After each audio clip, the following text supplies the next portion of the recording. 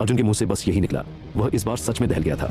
बाज उसका जन्मजात साथी था, इसलिए वह उसकी असली ताकत को अच्छी तरह जानता था। भले ही बाज समझौते के अनुसार अपनी लेवल 7 की शक्ति से नन्हे शेरू पर हमला कर रहा था, पर उसकी लेवल 9 वाली जागृत दिव्य शक्ति स्वर्ण प्रहार बहुत ही घातक थी। ऊपर से उसकी जन्मजात तलवार जैसी चोंच। इन दोनों के मेल का मतलब था कि लेवल 7 तो क्या, लेवल 8 का कोई खूंखार जानवर भी उसके सामने टिक नहीं पाता। लेकिन इतने शक्तिशाली हमले को सिर्फ एक लेवल 3 के नन्हे वानर ने रोक दिया था, और वह भी केवल मामूली अंतर से। क्या उसने नहीं देखा कि शेरू के दाहिने हाथ से खून बहना बंद हो चुका था? नन्हे शेरू के चेहरे पर छाई पहले से भी ज्यादा उत्तेजना देख कोई भी बता सकता था कि उसका युद्ध इरादा अब उबल रहा था। सच तो यह था कि पिछली सफेद लोमड़ी के मुकाबले बाज जैसा मजबूत प्रतिद्वंद्वी और यह सीधी टक्कर शेरू के खून में आग लगा रही थी। दहाड़ एक गरज के साथ नन्हे शेरू ने अपने दाहिने पैर से उस विशाल पेड़ को चकनाचूर कर दिया और हवा में उछल गया। उसने एक बार फिर अपनी मुक्केबाजी की शक्ति और पर्वत विदारक मुद्रा के साथ बाज पर हमला बोला। छी! बाज भी पीछे हटने वालों में से नहीं था। उसने अपने पंख फैलाए और हवा में गोल घूमते हुए अपनी चोंच को आगे किया। अपनी दिव्य शक्ति स्वर्ण प्रहार का इस्तेमाल करते हुए वह एक चांदी जैसी बिजली की लकीर बनकर नन्हे शेरू की ओर लगा। पलक झपकते ही जंगल के मुहाने पर आसमान में दो परछाइयां आपस में टकराने लगी। उनकी टक्कर से होने वाले धमाकों की आवाज पूरे आकाश में गूंज रही थी, जो कानों को बहरा कर देने वाली थी। आखिर यह नन्हा वानर किस मिट्टी का बना है? अर्जुन सन्न था। उसने आज तक इतना साहसी और नियमों को चुनौती देने वाला जीव नहीं देखा था। यह दुनिया में अपनी तरह का इकलौता है। अविनाश की नजरें युद्ध के केंद्र पर टिकी थीं और उसने भारी आवाज में कहा, धम! ऊर्जा की एक लहर पेड़ों की टहनियों से टकराई और चारों तरफ पत्तों की बारिश होने लगी। टक्कर के बाद दोनों जीव फिर से अलग हुए और एक एक ऊंचे पेड़ की फुनगी पर जाकर टिक गए, जो हवा में झूल रहे थे। नन्हा शेरू हाँफ रहा था, पर उसके चेहरे पर गजब का उत्साह था। हालांकि वह बाज के साथ बराबरी की टक्कर ले रहा था, पर लेवल 3 के शरीर के लिए इतनी ऊंची तीव्रता वाली लड़ाई लगातार लड़ना थका देने वाला काम था। लेकिन नन्हे शेरू को महसूस हो रहा था कि वह कालजयी महामुक्के के दूसरे रूप का दरवाजा खोलने के बेहद करीब है। यह सोचकर उसने अपनी आंखें बंद की, एक गहरी सांस ली और फिर धीरे से उसे बाहर छोड़ा। जब उसने दोबारा आंखें खोली तो उनमें एक दिव्य चमक थी। उसने पेड़ की चोंच पर जोर से पैर पटका और हवा में उड़ गया। बीच आसमान में उसने अपने दोनों हाथों से एक विशेष मुद्रा बनाई, जिससे आसपास की हवा में हलचल मच गई। चांदी की हल्की रोशनी में वह नन्हा वानर किसी महागुरु जैसा लग रहा था। अपने अजय मुक्के के प्रभाव से हवाओं और बादलों को मथते हुए नन्हे शेरू ने एक जोरदार दहाड़ लगाई और अपना अब तक का सबसे शक्तिशाली पर्वत विदारक मुक्का मारा। एक अजय ऊर्जा के साथ वह ऊपर से बाज की ओर टूट पड़ा। खनक! बाज की आम आवाज के बजाय इस बार उसके शरीर से एक तलवार की झंकार जैसी आवाज निकली। उसके पैने पंजों ने नीचे के 100 साल पुराने पेड़ को चीरकर 2 टुकड़ों में बांट दिया। उसी बल का सहारा लेकर बाज रॉकेट की तरह आसमान की ओर उड़ा। उसकी स्वर्ण प्रहार शक्ति ने हवा को चीरते हुए 1 मीटर लंबी तलवार जैसी ऊर्जा पैदा की, जो सीधा शेरू के मुक्के की तरफ बढ़ी, जैसे आसमान को ही फाड़ देगी। समय जैसे एक पल के लिए थम गया। एक तरफ नन्हा शेरू और उसका अजय मुक्का, दूसरी तरफ बाज और उसकी श्रेष्ठ तलवार शक्ति। उनकी टक्कर ने जैसे वक्त को ही जमा दिया था। टोंग! पहले एक सन्नाटा छाया, फिर एक घंटे की आवाज जैसी गूंज सुनाई दी, जैसे किसी विशाल कांसे के घंटे पर प्रहार किया गया हो, और अंत में गूंजते हुए धमाके होने लगे। दोनों जीवों की आकृतियां पीछे की ओर उड़ गईं, हर कोई अपनी अपनी दिशा में गिरा। नन्हा शेरू हवा में बहुत ऊपर उछला और फिर नीचे जंगल की गहराइयों में जा गिरा, जबकि बाज सीधा पेड़ों के बीच जा धंसा। आसपास के पेड़ उनके मुक्कों और तलवार शक्ति के प्रभाव से टूटकर बिखर गए थे। धूल का एक विशाल गुब्बार उठ खड़ा हुआ, जिसने दोनों योद्धाओं को नजरों से ओझल कर दिया। कौन जीता? अविनाश के चेहरे पर तनाव साफ दिख रहा था। धूल और धुएं के पूरी तरह चमकने से पहले ही वह घबराकर अंदर की ओर भागा। नन्हा शेरू उस बात से अलग था। वह सिर्फ एक सहायक साथी था। अगर उसे कुछ हो जाता तो वह ठीक होने के लिए वापस आत्मिक सागर में नहीं जा सकता था। इसके अलावा वह बाज एक लेवल 9 का जादुई जीव था, जिसके पास 9वें स्तर का आत्मविश्वास था और वह किसी भी समय अपनी पूरी शक्ति झोंक सकता था। इसलिए अविनाश को लगा कि भले ही नन्हा शेरू नियमों को चुनौती देने वाला योद्धा हो, पर सिर्फ लेवल 3 की शक्ति से वह लेवल 9 के बाज को नहीं हरा सकता। उसे डर था कि आखिरी टक्कर में शेरू को ज्यादा चोटाई होगी। अर्जुन उसके पीछे पीछे था। एक पल में वह अविनाश के बगल में पहुंचा, उसके कंधे पर हाथ रखा और दोनों वहां से ओझल होकर सीधे युद्ध के मैदान के बीचों बीच प्रकट हुए। धीरे धीरे धूल साफ हुई और दोनों जीवों की आकृतियां उभरने लगीं। एक गिरे हुए पेड़ की टहनी पर बाज शांति से खड़ा था। चांदी में उसकी चोंच चमक रही थी। उसके कुछ पंख जरूर बिखरे हुए थे, पर उसके अलावा वह बिल्कुल ठीक दिख रहा था। दूसरी तरफ नन्हा शेरू एक पेड़ के तने का सहारा लेकर बमुश्किल खड़ा था। वह गिरा नहीं था, पर पूरी तरह थक चुका था और उसकी सांसें तेज चल रही थी। हालांकि उसकी आंखों में युद्ध की आग अब भी धधक रही थी। उसकी दृढ़ आकृति से एक कभी न झुकने वाला इरादा झलक रहा था। उसे महसूस हो रहा था कि अब वह उस महान द्वार को धक्का देकर खोल सकता है। अचानक नन्हे शेरू के शरीर से ऊर्जा की एक लहर उठी। चमकती सुनहरी रोशनी के बीच उसकी सारी थकान गायब हो गई और वह पहले से कहीं ज्यादा तेज और ऊर्जावान दिखने लगा। क्या यह लड़ते लड़ते अगले लेवल पर पहुंच गया? अर्जुन के चेहरे पर एक अजीब सा भाव था, हैरानी और झेंप का मिला जुला एहसास। सच भी था। आखिर किसने देखा था कि एक लेवल 3 का जीव लेवल 7 की शिखर शक्ति वाले दुश्मन से लड़े और मुकाबला लगभग बराबरी पर छूटे। ऊपर से रेफरी के रूप में अर्जुन का अनुभव कह रहा था कि आखिरी प्रहार के समय दोनों की शक्ति लेवल 7 को भी पार कर गई थी, और इतना भयानक मुकाबला करने के बाद यह जीव लेवल अप कर लेता है। क्या यह बाकी जानवरों को जीने नहीं देगा? शेरू सच में लेवल अप कर चुका था, क्योंकि अविनाश का खुद का स्तर भी अब चौथे लेवल पर पहुंच गया था। हालांकि शायद किसी और की मौजूदगी की वजह से सिस्टम ने अविनाश के बदलावों को छिपा दिया था, जिससे वह बाहर से पहले जैसा ही दिख रहा था। यह सिस्टम तो बड़ा समझदार निकला, अविनाश ने मन ही मन सोचा। चौथे लेवल पर पहुंचने के बाद नन्हा शेरू जोश से भर गया था। जैसे ही वह बाज से दोबारा टकराने के लिए आगे बढ़ा, एक रहस्यमयी शक्ति उस पर उतरी। उसका अगला कदम हवा में ही रह गया और वह अचानक जमीन पर गिरकर बेहोश हो गया। अविनाश तुरंत दौड़कर उसके पास पहुंचा और सावधानी से उसकी जांच की। जब उसने देखा कि शेरू की सांसें स्थिर हैं और उसके जख्म भर रहे हैं, तब जाकर उसकी जान में जान आई। सिस्टम ने संकेत दिया कि शेरू इस समय कालजयी महामुक्ति के दूसरे रूप का ज्ञान प्राप्त कर रहा है। यह जानकर अविनाश पूरी तरह निश्चिंत हो गया। यह क्या हुआ? यह अचानक बेहोश क्यों हो गया? अर्जुन उड़कर अविनाश के पास आया। बाज उसके कंधे पर बैठा कौतूहल से नन्हे शेरू को देख रहा था। कोई बात नहीं, अविनाश ने शेरू को गोद में उठाते हुए कहा, जो अभी ज्ञान प्राप्त कर रहा था। मुझे लगता है कि मानसिक थकान और इतनी भारी लड़ाई की वजह से इसका शरीर जवाब दे गया। ज्यादा सफाई देने से बचने के लिए उसने गुप्त ज्ञान वाली बात नहीं बताई, बस यही कहा कि वह पूरी तरह थक चुका है। हालांकि अर्जुन को थोड़ा शक हुआ। आमतौर पर लेवल बढ़ने के बाद शरीर ताजा हो जाता है, पर उसने अंदाजा लगाया कि शायद शेरू ने कोई वर्जित तकनीक इस्तेमाल की होगी, जिसका असर लड़ाई के बाद इस तरह थकान के रूप में निकला। आसमान में चांद ऊंचा चढ़ चुका था। अविनाश नन्हे शेरू को गोद में लिए अर्जुन के साथ कंधे से कंधा मिलाकर मुसाफिरपुर की ओर चल दिया। उनके पीछे जंगल का वह उजाड़ हिस्सा उस अकल्पनीय महायुद्ध की गवाही दे रहा था जो अभी अभी वहां घटा था। क्या नन्हा शेरू होश में आने के बाद अपनी नई शक्ति का प्रदर्शन करेगा? क्या आप अगला अध्याय देखना चाहेंगे? तुम्हारा यह जादुई जीव, इसकी प्रतिभा और लड़ने की शक्ति सच में हैरान कर देने वाली है, अर्जुन ने गहरी भावनाओं के साथ कहा। आज उसने जो देखा था उसने उसके पुराने सारे अनुभवों को गलत साबित कर दिया था। एक लेवल 3 के जीव को लेवल 6 के खूंखार जानवरों को धूल चटाते देखना ही उसकी कल्पना की सीमा थी। उसने कभी सपने में भी नहीं सोचा था कि वही नन्हा वानर लेवल 7 के शिखर योद्धा को टक्कर दे पाएगा और अंत में ऐसी शक्ति दिखाएगा जो लेवल 7 से भी ऊपर की जान पड़ती हो। अविनाश धीरे से मुस्कुराया। उसने कोई जवाब नहीं दिया। ची ची। तभी अर्जुन की गोद में बैठी सफेद लोमड़ी ने अपनी नाराजगी जाहिर की। आखिर इतनी तैयारी के बाद उसे मैदान में उतारा गया था, पर उसे सिर्फ एक मामूली भूमिका मिली और अंत में शेरू और बाज की टक्कर से निकली ऊर्जा की लहर ने उसे दूर फेंक दिया, जिससे उसके कोमल बाल बिखर गए थे। इस वक्त वह लोमड़ी बहुत गुस्से में थी। अरे मेरी प्यारी, नाराज मत हो, अर्जुन ने उसे पुचकारते हुए कहा। हम वापस जाकर तुम्हारे लिए तुम्हारे पसंदीदा फल खरीदेंगे। अविनाश ने यह नजारा देखकर अपना सिर झटक लिया। अर्जुन उस लोमड़ी का ख्याल ऐसे रख रहा था जैसे वह उसकी पत्नी हो। वैसे अर्जुन की कोई पत्नी नहीं थी, तो शायद वह इस लोमड़ी को ही अपना सब कुछ मानता था।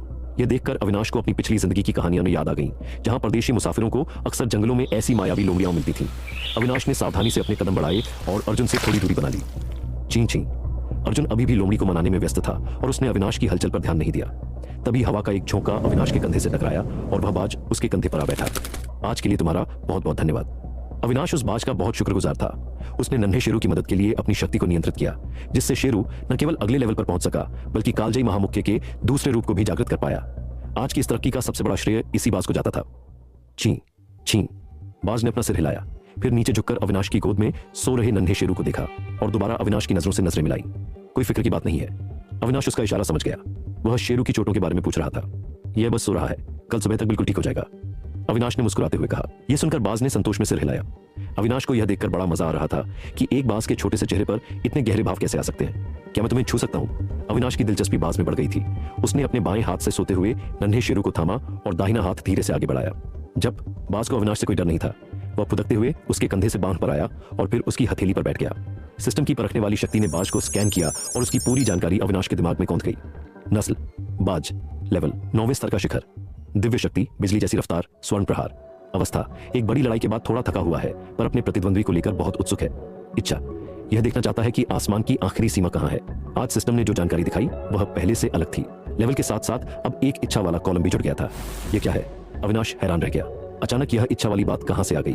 क्या ऐसा इसीलिए है क्योंकि इसका लेवल 9वें स्तर के शिखर पर पहुंच चुका है? क्या 9वें स्तर को पार करने का मौका ही इसकी यह इच्छा है? अविनाश ने पुराने जानवरों की जानकारी से इसकी तुलना की। फर्क सिर्फ लेवल का था। बाज अपने स्तर की आखिरी सीमा पर था, जबकि बाकी जानवर अभी बीच के स्तरों पर थे। तो बाज के पास अब आगे बढ़ने का मौका है और 9वें स्तर को पार करना सबसे बड़ी चुनौती है। क्या इसकी इच्छा पूरी करने से यह बाधा पार हो जाएगी या फिर इससे तरक्की की संभावना बढ़ जाएगी? क्या इसीलिए सिस्टम ने यह नया कॉलम जोड़ा है? कुछ पल सोचने के बाद अविनाश ने अपना हाथ अपने करीब लाया। बाज की आंखों में आंखें डालकर पूरी गंभीरता और सम्मान के साथ कहा, अगर तुम उड़ना चाहते हो तो अपनी पूरी जान लगाकर उड़ो। मैं तुम्हारी मंजिल तक पहुंचने में तुम्हारी मदद करूंगा। अविनाश के उन शब्दों को सुनते ही बाज की छोटी छोटी आंखों में एक असीम चमक भर गई। ची ची ची ची। बाज इतना उत्साहित हो गया कि वह अविनाश की हथेली पर ही ऊपर नीचे फुदकने लगा।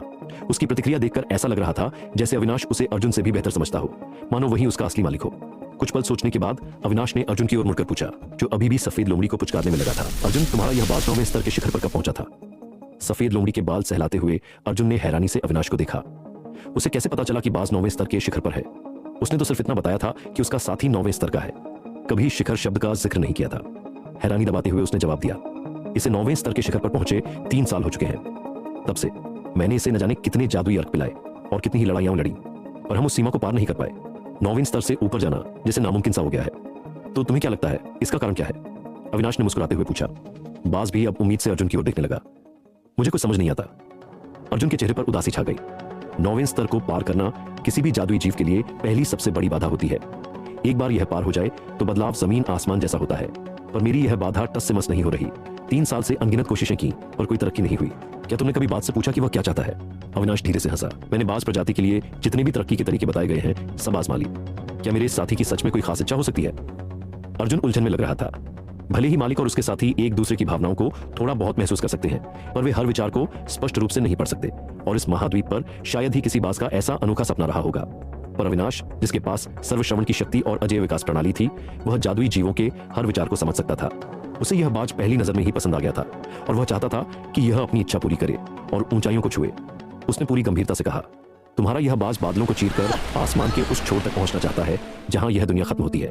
यह बस यह देखना चाहता है कि आसमान की आखिरी सीमा कहां है। क्या? अर्जुन ठिठक गया। एक तो इसलिए कि अविनाश को बाज के दिल की बात पता थी, और दूसरा इसलिए कि वह इच्छा कितनी सरल और कितनी महान थी, सिर्फ आसमान की सीमा देखना। ची ची।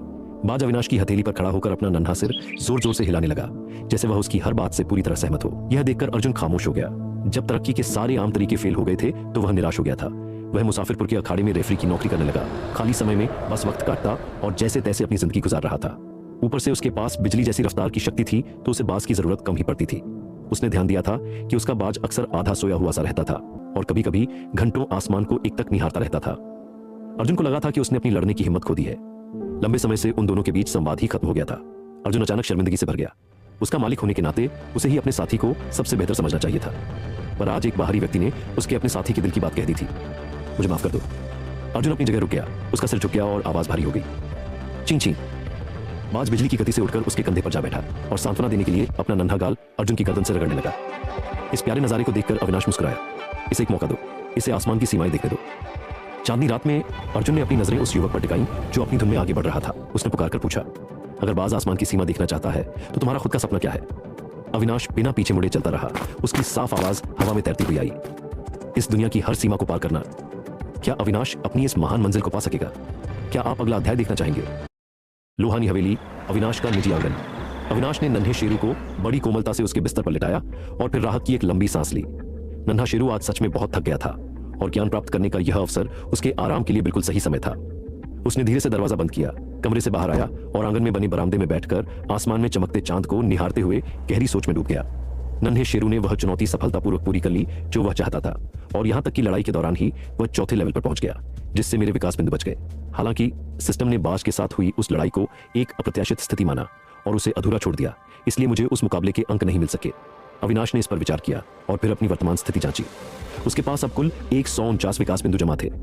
एक मोटा हिसाब लगाया जाए तो यह नन्हे शेरू को सीधे 9वें लेवल तक पहुंचाने के लिए काफी थे, लेकिन इल्ली के लिए यह सिर्फ छठे लेवल तक पहुंचने के लिए ही पर्याप्त थे। यह सोचकर उसने उस मासूम और बड़ी आंखों वाली इल्ली को बाहर बुलाया, उसे अपनी हथेली पर रखा और उसे नकली गुस्से से घूरने लगा। नन्ही दोस्त, तुम्हें इतने ज्यादा विकास बिंदुओं की जरूरत क्यों पड़ती है? ची ची। बुलाए जाने पर इल्ली बहुत खुश थी। वह अपने पिछले पैरों पर सीधी खड़ी हो गई और अपने 2 नन्हे हाथों को जोड़कर अविनाश के सामने झुककर प्रणाम करने लगी। अरे नन्ही, अविनाश अपनी हंसी नहीं रोक पाया। तुमने यह सब कहां से सीखा? अविनाश का जन्मजात साथी होने के नाते इल्ली का लेवल जल्द से जल्द बढ़ाना जरूरी था। आखिरकार वह नील नाग वंश की थी, एक ऐसा अस्तित्व जो भविष्य में एक महान दिव्य जीव बन सकता था। कुछ पल सोचने के बाद उसने इल्ली को तीसरे लेवल तक पहुंचाने का फैसला किया। क्योंकि नन्हे शेरू ने तीसरे लेवल पर एक दिव्य शक्ति जागृत की थी, तो उम्मीद थी कि नील नागवंश की यह इल्ली भी तीसरे लेवल पर कोई नई शक्ति प्राप्त करेगी। अविनाश ने तुरंत सिस्टम में जाकर इल्ली पर विकास बिंदु इस्तेमाल करने का चुनाव किया। Show show. पल भर में 50 विकास बिंदु गायब हो गए। अविनाश ने इल्ली की ओर देखा। उसके शरीर से हरे रंग की 2 लगातार किरणें निकली। अंत में वह हरी रोशनी एक चक्र में बदल गई जो इल्ली के सिर से 1 इंच ऊपर तैरने लगी। हा हा हा हा। अविनाश जोर से हंस पड़ा।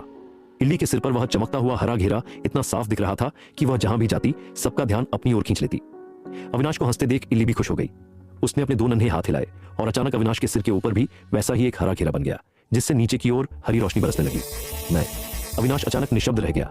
वह अभी इल्ली का मजाक उड़ा रहा था, पर उसे अंदाजा नहीं था कि कर्मों का फल इतनी जल्दी मिलेगा और उसे भी वैसा ही घेरा मिल जाएगा। और चूंकि उसका सिर बड़ा था तो उसके ऊपर का घेरा भी काफी बड़ा था।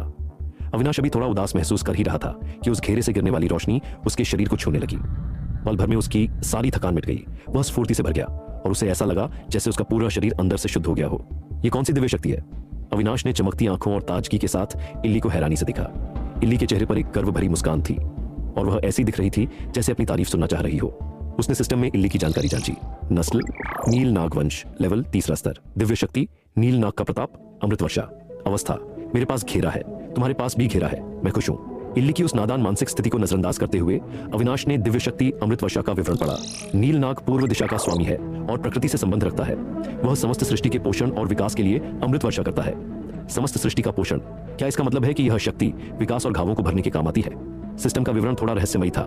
चूंकि अभी जांच करने के लिए कोई दूसरा इंसान या जादुई जीव पास में नहीं था, तो उसे लगा कि उसे अंदर जाकर कुल देवी से इसके बारे में पूछना चाहिए। अविनाश होश में आया और उसने इल्ली को गौर से देखा। उसने पाया कि उसका पूरा शरीर एक घेरा बड़ा हो गया था। उसके सिर पर उगे सींग अब और भी साफ दिखाई दे रहे थे। उसका चेहरा धीरे धीरे लंबा हो रहा था और गालों के दोनों तरफ बारीक मूंछें उभरने लगी थीं। अरे, तुम्हारा चेहरा तो अभी से नील नाग जैसा होने लगा है। अविनाश ने इल्ली के फूले हुए गाल को उंगली से सहलाया। सच में इल्ली का चेहरा अब धीरे धीरे एक नाग जैसा दिखने लगा था। नाग सींग, नाग मूंछें और नाग आंखें धीरे धीरे आकार ले रही थीं। ऐसा लग रहा था कि अगले कुछ लेवल के बाद यह अपने इल्ली रूप को पूरी तरह त्याग देगी। फिलहाल लेवल बढ़ाने की कोई जल्दी नहीं थी। अविनाश अमृत वर्षा दिव्य शक्ति के सटीक प्रभाव को समझना चाहता था, इसलिए उसने अपने मन में जोर से पुकारा, कुलदेवी, कुलदेवी, इतना क्यों चिल्ला रहे हो? मेरी नींद खराब कर दी। अचानक कुलदेवी प्रकट हुई और उसने जम्हाई लेते हुए अपनी नाराजगी जाहिर की। अरे देवी माँ, मैंने सुना है कि आप सर्वज्ञ हैं और सब कुछ जानती है। मुझे आपसे कुछ पूछना था। अविनाश ने मुस्कुराते हुए कहा। बिल्लियों के साथ व्यवहार करने का एक ही तरीका है, उनकी तारीफ करो और उन्हें सहलाओ। अविनाश ने यह हुनर अपनी पिछली जिंदगी से बखूबी सीखा था। बिल्कुल वैसा ही हुआ। कुलदेवी की नाराजगी तुरंत गायब हो गई और उनके चेहरे पर एक गर्व भरा भाव आ गया। बेशक, जो पूछना है जल्दी पूछो, मेरे पास आज ज्यादा समय नहीं है। मैं दिव्य शक्ति अमृत वर्षा के प्रभावों के बारे में जानना चाहता हूँ।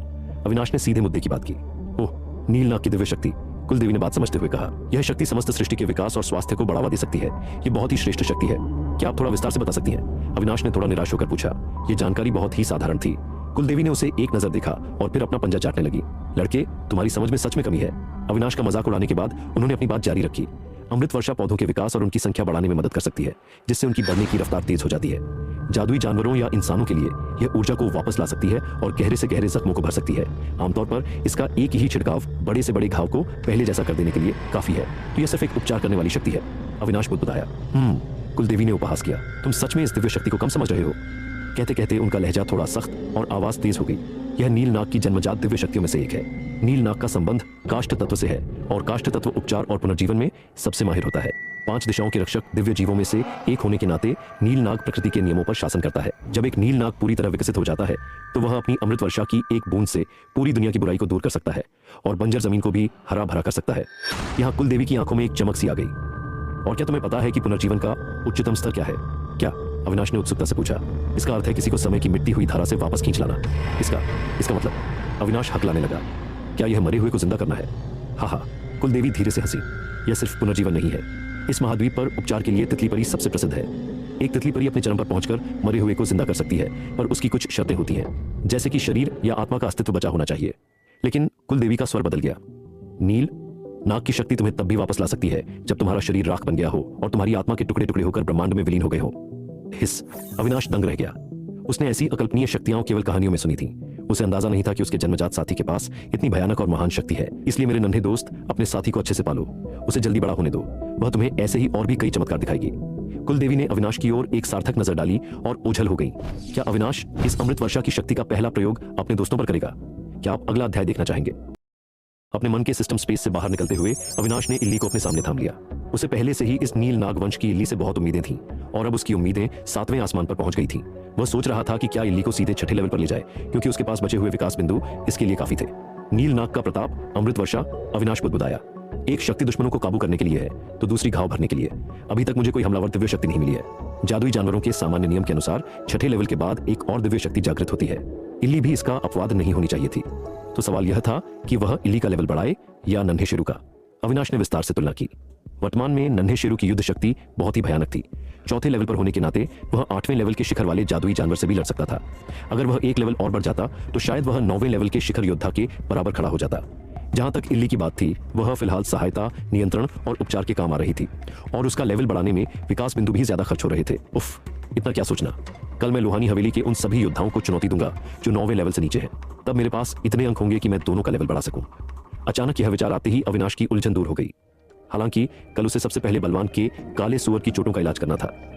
इल्ली का मालिक होने के नाते उसे सौभाग्य से अमृत वर्षा की शक्ति मिल गई थी। जब वक्त आएगा तो इंसान और जानवर दोनों मिलकर जब अमृत बरसाएंगे तो भला कौन सा जख्म नहीं भरेगा। उसे इस बात पर थोड़ा अचरज भी था कि उसे खुद अमृत वर्षा की शक्ति कैसे मिली। क्या उसे उन सभी दिव्य शक्तियों का लाभ मिल सकता है जो उसके अनुबंधित जादुई जानवर जागृत करते हैं? क्योंकि नन्हे शेरू की खास खानदानी शक्ति कालजयी महामुक्का को छोड़कर उसे अपने दोनों नन्हे साथियों की बाकी सभी शक्तियां मिल गई थीं। इसीलिए उसे यह शक हुआ था। अगली बार वह कुल देवी से इस बारे में जरूर पूछेगा। समस्या सुलझते ही अविनाश ने ज्यादा नहीं सोचा। उसने इल्ली को वापस अपने आत्मिक सागर में बुलाया, हाथ मुंह धोया और सो गया। अगले दिन जब वह जागा तो उसने पाया कि नन्हा शेरू पहले से ही जाग चुका है और एक नौकरानी की देखरेख में फल खा रहा है। ची ची। अविनाश को उठते देख शेरू बहुत खुश हुआ। उसने अपने हाथ का आड़ू हिलाया और उसे भी खाने का इशारा किया। अविनाश ने पास जाकर शेरू को सहलाया। यह देखकर कि वह पूरी तरह ठीक हो चुका है, उसने चैन की सांस ली और मुस्कुराकर कहा, अच्छे से खाओ और खाओ। उसने एक नौकरानी को बुलाकर निर्देश दिया कि बलवान और शेरू को हवेली बुलवाया जाए। काले सुअर का इलाज करने के अलावा उन्हें 2 दिन बाद की योजना पर भी चर्चा करनी थी। 2 दिन बाद दक्षिण अकादमी की प्रवेश परीक्षा थी। चूंकि लोहानी परिवार ने उसका कोटा छीन लिया था तो वह इसे अपनी ताकत के दम पर वापस हासिल करेगा। नाश्ते के बाद बाएं कंधे पर नन्हा शेरू और दाएं पर इल्ली को बैठाए अविनाश शान से लोहानी खानदान के अखाड़े की ओर चल दिया। हाई हा धम। इस समय अखाड़ा पूरी तरह से सरगर्म था। चारों तरफ से टकराने और गरजने की आवाजें आ रही थी। वहां अलग अलग जादुई जानवरों के बीच ताकत की सीधी टक्कर देखी जा सकती थी, साथ ही रफ्तार और तकनीक के दांव पेच भी। मुसाफिरपुर के नंबर 1 परिवार के रूप में लोहानी खानदान के पहरेदारों के लिए मानक काफी ऊंचे थे। लोहानी हवेली में एक साधारण रक्षक के रूप में भर्ती होने के लिए भी साथी का कम से कम 6ठा लेवल होना और पहली दिव्य शक्ति का ज्ञान होना अनिवार्य था। 7वें, 8वें या 9वें लेवल वाले योद्धा धीरे धीरे विशिष्ट रक्षक या कप्तान के पद तक पहुंचते थे। अफवाह तो यह भी थी कि हवेली में कुछ ऐसे मुख्य कप्तान भी हैं जो 9वें लेवल की सीमा पार कर चुके हैं, पर अविनाश ने उन्हें कभी नहीं देखा था। इसके अलावा मुखिया के सीधे नियंत्रण में हरित वृक्क अश्वारोही दल भी था, जिनके साथी खूंखार हरे भेड़िए थे और उनका लेवल 8 या उससे ऊपर था। यही वह ताकत थी जिससे लोहानी खानदान पूरे मुसाफिरपुर पर अपनी धाक जमाए रखता था। फिलहाल अखाड़े में ज्यादातर 6ठे और 7वें लेवल के रक्षक अभ्यास कर रहे थे। एक कहावत मशहूर थी, 7वें लेवल के बाद हर स्तर एक नया आसमान होता है। हालांकि यह थोड़ी बढ़ा चढ़ाकर कही गई बात थी, पर साधारण जानवरों के लिए 7वें लेवल के बाद का दबाव बहुत स्पष्ट हो जाता था। थोड़ा निराशाजनक है। अविनाश अखाड़े के प्रवेश द्वार पर खड़ा होकर छोटे स्तर के मुकाबलों को देख रहा था और सिर हिलाकर आह भर रहा था।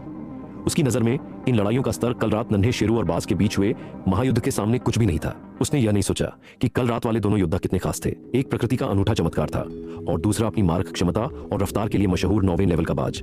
साधारण जानवर उनकी तुलना कैसे कर सकते थे? अविनाश उनका अनादर नहीं कर रहा था। वे सब लोहानी परिवार के लिए कड़ी मेहनत कर रहे थे।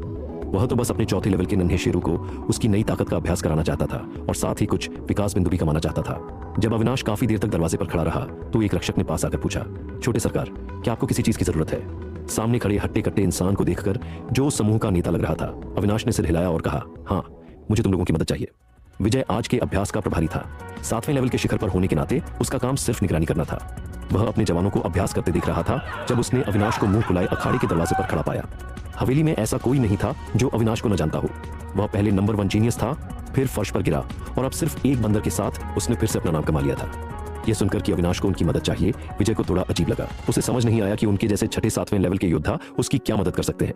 हुक्म कीजिए छोटे सरकार, हम हाजिर हैं, विजय ने हाथ जोड़कर कहा। भले ही अविनाश का रुतबा पहले जैसा न रहा हो, पर वह अभी भी मुखिया लोकेश लोहानी का सगा भतीजा था। क्या तुम इन सबको थोड़ी देर के लिए रुकने को कह सकते हो? अविनाश ने मैदान में अभ्यास कर रहे जानवरों और रक्षकों की ओर इशारा किया। विजय ने सिर हिलाया और आगे बढ़कर जोर से दहाड़ा, रुक जाओ। उसकी आवाज पूरे अखाड़े में गूंज गई। तुरंत ही लड़ रहे जानवर और लकड़ी की तलवारों से अभ्यास कर रहे रक्षक ठहर गए।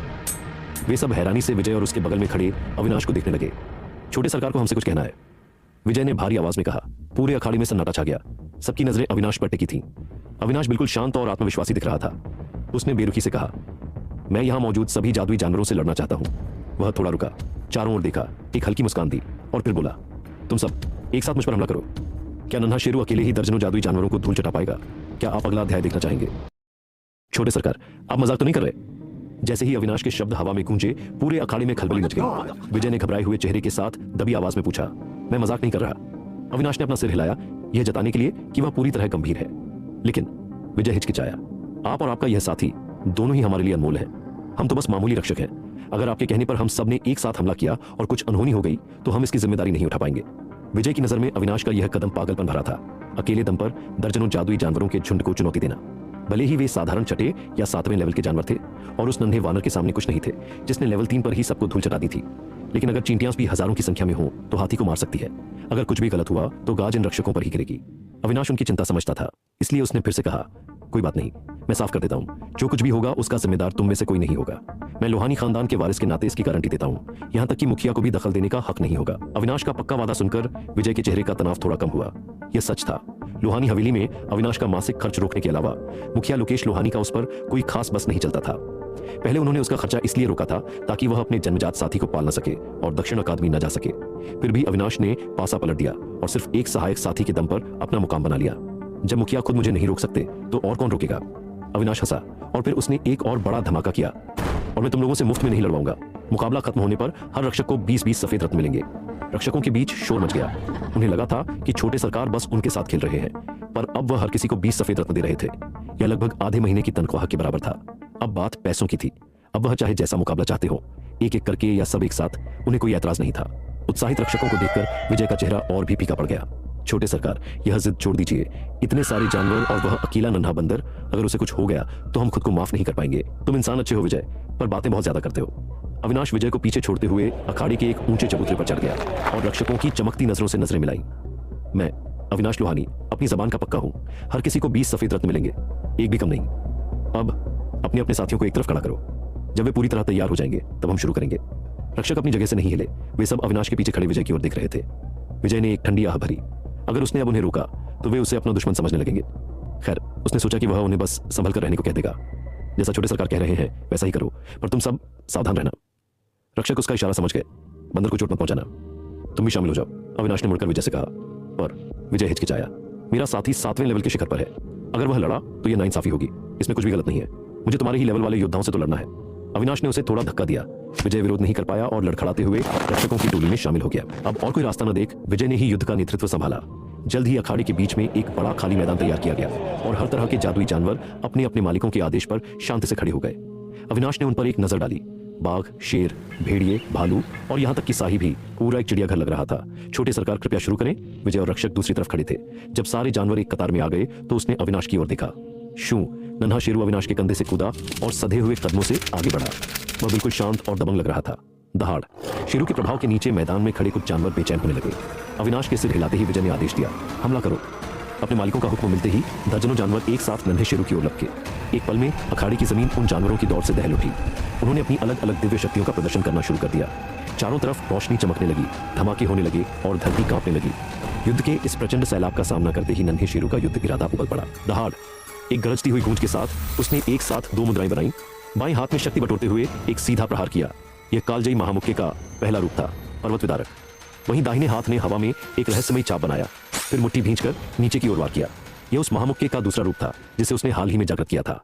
सागर विदारक, पर्वत विदारक, सागर विदारक। इन दोनों रूपों ने आकाश और पाताल की मूल ऊर्जा को मत दिया और सामने से आ रहे दिव्य शक्तियों के ज्वार से सीधे जा टकराए। धम, उन दोहरे प्रहारों ने दिव्य शक्तियों की उस लहर को चकनाचूर कर दिया और उसे तिनकों की तरह हवा में बिखेर दिया। अब चौथे लेवल पर होने के कारण नन्हे शेरू की ताकत और भी बढ़ गई थी। दर्जनों छठे और 7वें लेवल के जादुई जानवरों के खिलाफ भी उसका पलड़ा भारी था। ची, उनके सामूहिक हमले को नाकाम करते ही वह बिजली की गति से मैदान के बीच घुस गया। उसकी फुर्तीली हरकतों के बीच कई जानवर हवा में उछलकर मैदान से बाहर जा गिरे और मुकाबले से बाहर हो गए। नन्हा शेरू दिमाग से लड़ रहा था और उसकी युद्ध प्रवृत्ति बहुत पैनी थी। दोबारा किसी सामूहिक हमले का सीधा सामना करने के बजाय उसने अपनी रफ्तार का इस्तेमाल किया और मैदान को टुकड़ों में बांट दिया। वह एक एक करके जानवरों को चुन चुनकर बाहर करने लगा। लेकिन रक्षक भी चालाक थे। पास खड़े जादुई जानवरों को तुरंत उनके मालिकों से आदेश मिले। उन्होंने एक घेरा बनाया और अपनी युद्ध व्यूह रचना का इस्तेमाल करते हुए शेरू का रास्ता रोकने की कोशिश की। साधारण जादुई जानवर शायद इसमें फंस जाते, पर नन्हा शेरू साधारण नहीं था। अत्यंत शांत और एकाग्र होकर उसने अपनी हथेली खोली, फिर मुट्ठी भींची और कालजयी महामुक्के के प्रभाव क्षेत्र ने दुश्मनों को जकड़ लिया। उसके एक मुक्के ने उन्हें पीछे धकेल दिया और वे पस्त होकर मैदान से बाहर खिसक गए। इससे पहले उसकी रफ्तार लेवल 7 के शिखर वाले बाज के बराबर थी, जो अपनी गति के लिए मशहूर था। अब एक लेवल ऊपर होने के कारण वह उससे भी कहीं ज्यादा तेज था। अखाड़े के बाहर खड़े दर्शकों को केवल एक सुनहरी चमक इधर बदल लपकती दिख रही थी और फिर उनके अपने साथी जानवर पस्त होकर जमीन पर गिर रहे थे। वे जानते थे कि अविनाश का नन्हा शेरू ताकतवर है, फिर भी इतने सारे जानवरों के एक साथ हार जाने से वे दंग थे। रक्षकों की बात छोड़ दें तो अविनाश ने अपनी सर्वश्रवण शक्ति से उन हारे हुए जानवरों के दिलों की बात सुनी। हर कोई खुद को बेकार और हताश महसूस कर रहा था। बढ़िया, अविनाश ने एक पीकी मुस्कान के साथ सोचा, अब मैंने उनके स्वाभिमान को चोट पहुंचा दी है। जल्द ही नजारा बदल गया। उस विशाल अखाड़े में अब केवल मुट्ठी भर जादुई जानवर बचे थे। वे सभी लेवल 7 के थे, जिनमें विजय का 7वें लेवल के शिखर वाला हरित वृक्ष भी शामिल था।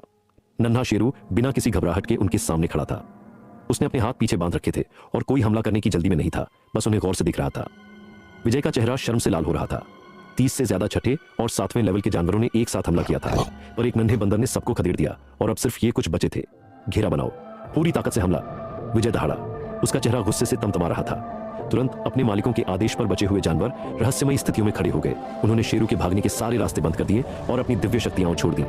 एक बाघ दहाड़ते हुए झपटा, एक शेर गरजा, हवा की तलवारें चली, एक सूअर रौंदने बढ़ा, एक विशाल हाथी ने अपनी सूंड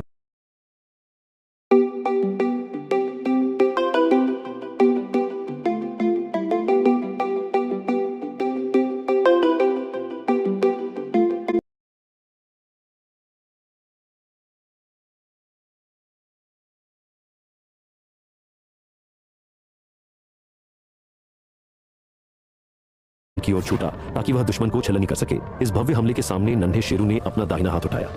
उसकी 5 उंगलियों ने हवा और बादलों को मट दिया, फिर एक मुट्ठी भींच ली। उसका बायां पैर जमीन पर पड़ा और धरती फट गई। कालजयी महामुख का दूसरा रूप, सागर विदारक। उसके पीछे खड़े लोगों को एक ऐसी अजय शक्ति महसूस हुई, मानो सामने एक अथाह समंदर हो और नन्हे शेरू की वह छोटी सी आकृति उस अनंत सागर को 2 हिस्सों में चीर रही हो। क्या नन्हा शेरू इन अंतिम 7वें लेवल के योद्धाओं को भी परास्त कर पाएगा? क्या आप अगला अध्याय देखना चाहेंगे? जैसे किसी विशाल लहर को बीच से चीर दिया गया हो, एक ही मुक्के ने सामने से आ रही तमाम दिव्य शक्तियों को चकनाचूर कर दिया। जादुई जानवर उस मुक्के के बचे हुए दबाव से पीछे की ओर जा गिरे। कोई लड़खड़ाया तो कोई सीधा जमीन पर ढेर हो गया। सबसे बुरी हालत उस शाही की हुई जिसने अपनी देह के सारे कांटे चला दिए थे। अब वह बिना कांटों के मांस के एक गोले की तरह सिमट कर रह गया था। नन्हे शेरू ने धीरे से अपनी मुद्रा शांत की। उसकी सांसें बिल्कुल थमी हुई थीं और आंखों में एक दिव्य चमक थी। उसे देखकर कोई कह ही नहीं सकता था कि वह अभी इतने बड़े युद्ध से गुजरा है। छोटे सरकार, हम हार गए। विजय आगे बढ़ा। उसने झुककर प्रणाम किया और भारी आवाज में अपनी हार स्वीकार की। निराश मत हो विजय। अविनाश ने उसका कंधा टपटपाते हुए हौसला बढ़ाया। तुम लोगों की संयुक्त आक्रमण व्यूह रचना बहुत ही सदी हुई और असरदार है। बस मेरे इस खास नन्हे शेरू के सामने वह आज थोड़ी कमजोर पड़ गई। जी। विजय ने ऊपर देखा और एक फीकी मुस्कान दी। आपका यह वानर सच में करोड़ों में एक है। आज तुम सबने बहुत मेहनत की है। अविनाश ने अपनी कमर से एक पोटली निकाली और उसे विजय की ओर उछाल दिया। इसमें 20 हरे रत्न है। हर रक्षक को उसके हिस्से के 20 सफेद रत्न देने के बाद जो बचे उससे अपने अपने साथियों के लिए अच्छा अमृत खरीद लेना। यह। विजय ने पोटली थामी। उसे थोड़ा संकोच हो रहा था। इतनी बड़ी रकम और ऊपर से यह इनाम लेना उसे भारी लग रहा था। जब मैंने दिया है तो रख लो। अविनाश हंसा।